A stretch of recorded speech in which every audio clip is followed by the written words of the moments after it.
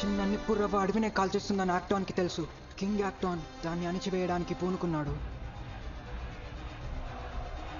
అతడు అమరుడైపోతాడనుకున్నారు, కానీ అద్భుతమై నిలిచాడు.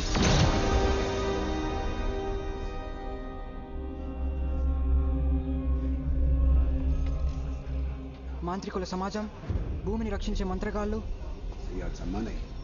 సమతుల్యాన్ని ఏర్పరిచేందుకు దేవతల యొక్క శక్తుల్ని ఒక కుర్రాడిలోకి ఆవాహన చేసి అతన్ని ఒక వీరుడిగా మార్చారు.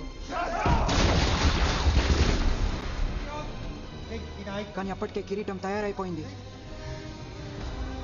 అతన్ని ఎదిరించేందుకు ఆ రక్షకుడు అక్కడికి చేరుకోవడానికి ముందే కింగ్ యాక్టాన్ దుష్ట శక్తుల్ని ఆహ్వానించాడు.